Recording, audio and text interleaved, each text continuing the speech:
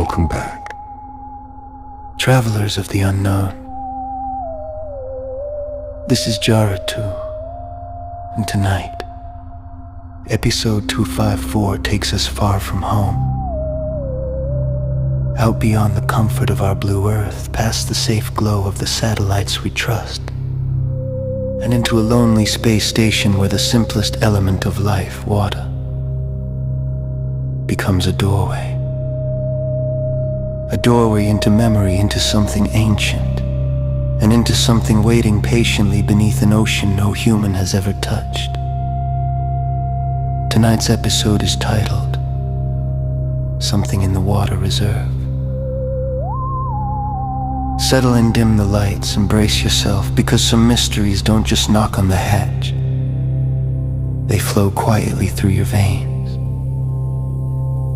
The station and the shimmer.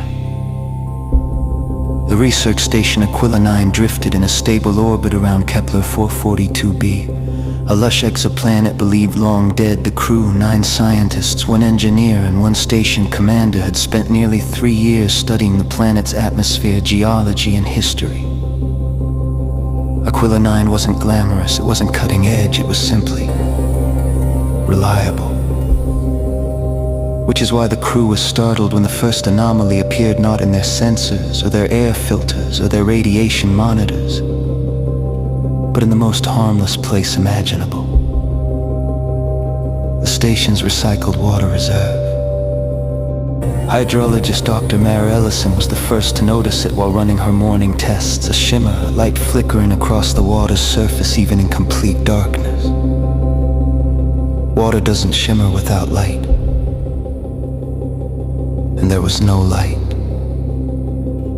She ran a fingertip across the surface. It rippled beautifully, almost too beautifully, like liquid glass bending to her touch. She thought nothing of it at first, but she should have, because that night, after brushing her teeth with Aquila 9's recycled water, she dreamed. The dreams of a drowned city. She called it the Sunken Cathedral. A place of impossible size, submerged under a teal-green ocean, towers warped by pressure but still standing, archways carved with murals of creatures with long flowing limbs, roads paved with a pearlescent stone she'd never seen on Earth. And above her, thousands of faintly glowing spheres drifting like lanterns. She awoke choking, lungs burning, convinced she'd inhaled seawater. Her bed was dry. She passed the dream off as stress until she mentioned it in the mess hall the next morning, and every head at the table slowly turned. They dreamed it too. All of them. The same submerged city, the same ancient ruins, the same glowing spheres drifting through water that felt alive. There was no logical explanation. But then again, most cosmic truths aren't logical at all. Drinking the message. By the end of the 3rd day, the dreams became more vivid, not dreams really, more like memories. The crew reported feeling currents blowing through the corridors of the station even though the air was still. They described waking up with the sensation of floating, their hands moving with a slow underwater grace. One engineer, Miguel Santos, swore he heard whale-like songs echoing through the metal of the walls. Commander Rourke ordered water testing, and when the diagnostic tools dipped into the reserve, they found something that shouldn't exist. Microscopic crystalline structures, symmetrical, self-assembling, and vibrating at a frequency too low for human ears, but perfectly within range for human dreams. Not biological, Dr. Ellison said softly, but not artificial either.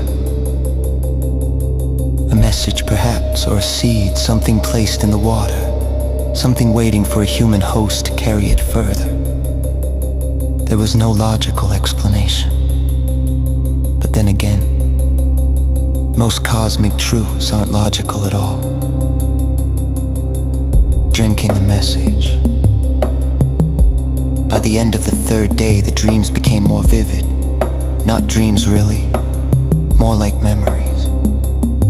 The crew reported feeling currents blowing through the corridors of the station even though the air was still. They described waking up with the sensation of floating, their hands moving with a slow underwater grace. One engineer, Miguel Santos, swore he heard whale-like songs echoing through the metal of the walls. Commander Rourke ordered water testing, and when the diagnostic tools dipped into the reserve, they found something that shouldn't exist. Microscopic crystalline structures, symmetrical, self-assembling, and vibrating at a frequency too low for human ears but perfectly within range. In week 2, the shimmering intensified. Tiny droplets suspended in midair during refilling procedures. Beads clung to skin longer than they should, and the reserve tank itself began resonating, soft, rhythmic pulses like a beating heart. The dreams became less peaceful. The crew no longer walked the ruins, they were observed within them. Shadowy silhouettes drifted closer through the water, always just out of focus. Sometimes behind a broken pillar, sometimes above them, descending slowly. One night, Dr. Ellison awoke with her face pressed to the window of her cabin, breath fogging the glass, hands braced as if she'd been staring out into space for hours. She didn't remember leaving her bed. Rourke instituted drinking restrictions. It didn't help. Those who had the dreams kept dreaming. Something, it seemed, had already taken hold. The signal beneath the waves, astrophysicist Dr. Jiansong noticed it first, a faint oscillation in the station's gamma rays, a patterned waveform repeating every 22 minutes. Not random, not natural. It was coming from the planet below, or rather, from beneath its ocean. He matched the signal to the crystalline structures found in the water reserve. The frequencies aligned perfectly. The water wasn't contaminated, it was activated, it was a transmitter. And the crew were the receivers. Song ran one last test and discovered something chilling. The signal was increasing in strength. Something below the ocean, something old, massive, and restless had noticed them. Not with eyes, not with instruments, but through the water they'd consumed. Through their dreams. Through their memories, it was trying to make contact, or worse. It already had. The Ascension.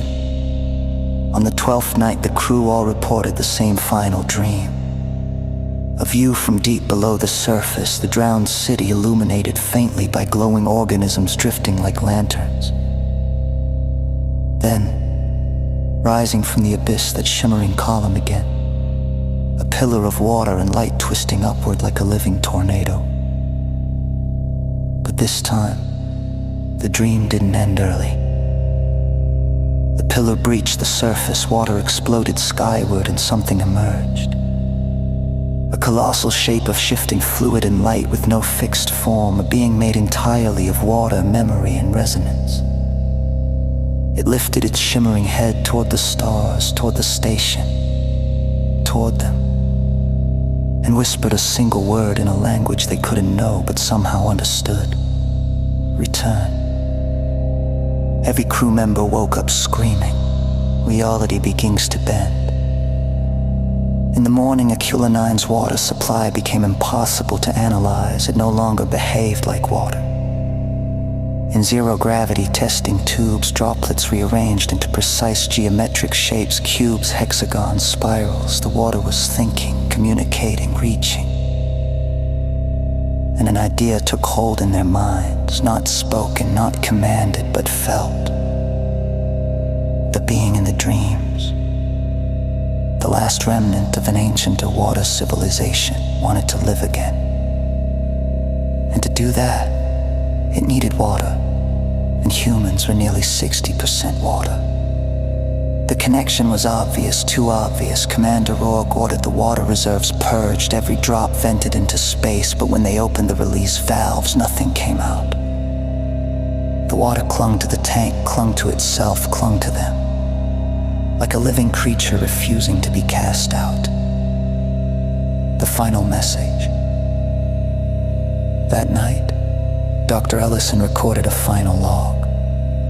Her voice was calm, too calm. We've realized something we were never meant to understand. The water isn't showing us its past, it's showing us its intention. It survived the extinction of its creators by imprinting itself into liquid form. It lives as memory within water. It has waited for someone with water of their own, someone it can join with. We are hosts, we are vessels, and now we are part of its return. The final line. We should not have drunk the water.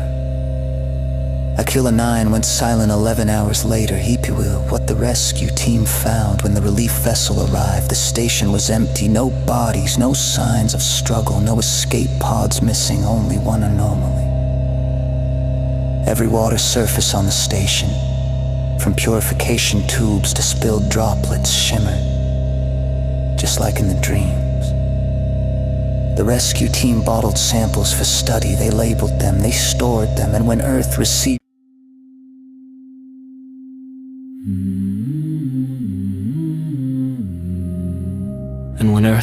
the shipment 3 months later, the containers arrived half full. No water leaks, no breakage. The water was simply gone. This has been episode 254 of the Cosmic Radio Podcast. A reminder that some messages are better left unread, and some water is better left undrunk.